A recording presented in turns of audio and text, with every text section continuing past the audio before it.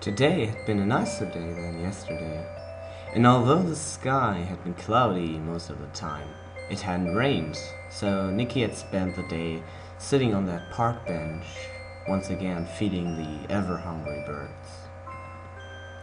Over the years, she had started giving them names, and by now she could identify almost every one of them individually. And the more she had cared about them, the more Nikki had noticed that every one of them had their own personality. Greg, for example, always looked a little rampaged and dirty, as if he had been fighting with other birds all the night long. Jessica, on the other hand, was a very confused pigeon. She had trouble finding the seeds that Nikki would always bring with her to the park, even if they were lying in front of her nose. Nikki was busy writing all of these things down. She didn't want to go to sleep again. She didn't want to have to visit this constant nightmare of hers anymore. And as long as she had something to do, it could buy her time. Time in which she wouldn't have to sleep. Maybe if she only slept for 2 or 3 hours a night, the dreams would start to vanish, Nikki thought. Because although she had been curious about exploring this bizarre dream world, the emotions she had felt during her stays, they had been much clearer and have had more of an impact on her than anything else she had experienced in the real world yet. Even back then, in 1998, when her father had died. At least she hadn't witnessed it. But she could still remember every word he had said to her as he lay there, enclosed in the metallic cage, unable to get out of their wrecked car. It had been a cold, rainy day in the fall of 1998. They had returned home from a visit to her aunt. What was her name again? Clara. It had been late, about 10 p.m., and darkness had already crept over the earth.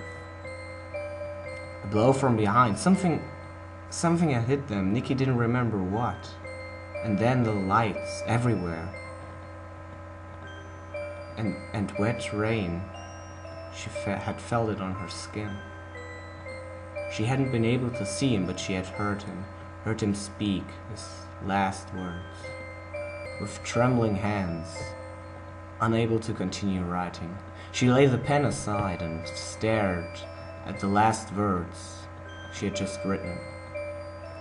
Anger filled her heart. Why had she been so stupid? Why had she brought this topic back into her mind? It was nothing to write about, nothing that she would even want to write about. Angrily, she ripped the pages she had just written out of her diary and threw them into the garbage. Knowing that she couldn't drag it out much longer, Nikki finally gave in to the tiredness and went to bed.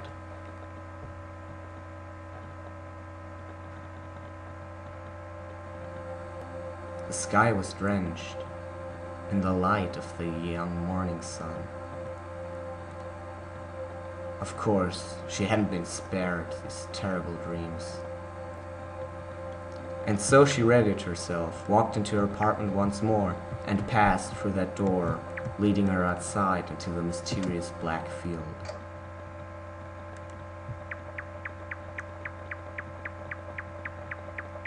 The next door was greeting her with 2 big round eyes, and Nikki instinctively knew that this would be the same room that had already ended one of her dreams before. The massacre room. Eyeballs. Severed eyeballs lying around, and blood slowly forming small streamlets which get lost in this deep, horrible darkness. Nikki tried to suppress the urge to vomit and made a first step away from the door. As she continued walking, Nikki realized that this had been the only room so far which had made her feel glad for having to walk through empty darkness. Because this empty darkness was a million times better than stumbling over severed eyes laying on the ground, or meeting hands coming out of the ground grabbing for her. Nikki remembered what she had written about these places in her dreams, that the emotions she felt here were much stronger than anything she had ever felt in the real world. In this case, the emotion was fright. Undescribable, deep, stabbing fright. It made her want to stop immediately, but there was another feeling that kept her going. She felt, no, she knew that someone was watching her every step. And with the same certainty, she knew that if she was to stop, whatever followed her right now would get her. In the distance, Nikki spotted something that looked like a huge, severed head, easily twice her size. Its eyes and mouth were bleeding, and in front of it, Nikki saw a big puddle of scarlet red blood. In shock, Nikki didn't dare to move until something strange, something impossible happened. The mouth started to move, started to form words, unintelligible words. It seemed like these words, the whole sentences, consisted of only differently pitched screams. Terrible screams of pain, so loud and so clear. Nikki believed that someone was dying right now in front of her. Dying. The end of life. Her way out. Tranquilized, Nikki stepped towards the lifeless head and gently stroked its cheek.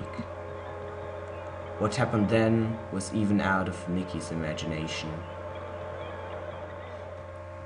The head had transformed into a single hand, one of those reaching out of the ground, grabbing for air, and it was holding a card, a round card. Eager to see what it was, Nikki quickly grabbed it and ran away as to not get grabbed by the hand herself. Holding it to her chest while running, Nikki didn't notice how the powers of the card crawled through her body and changed her anatomy once again. Only as she stopped, she noticed that her head didn't feel the same as before. No, it had additions to its weight, and with every step the girl took, this newly acquired flesh on her head moved a bit. It almost felt as if she had fingers. Before she could even fully realize that she was now one of them, Nikki had already passed out and awakened on her bed, which was completely drenched in cold sweat. Relieved to see that the dream had finally ended, Nikki let out a long sigh and went outside to her balcony. When she stepped through the glass door which led to the balcony, Nikki was surprised to not see the ground in front of her feet, but only the sky above her, along with the few other apartments that were located above hers. Then a twitching ring finger entered her field of sight. It was not over yet.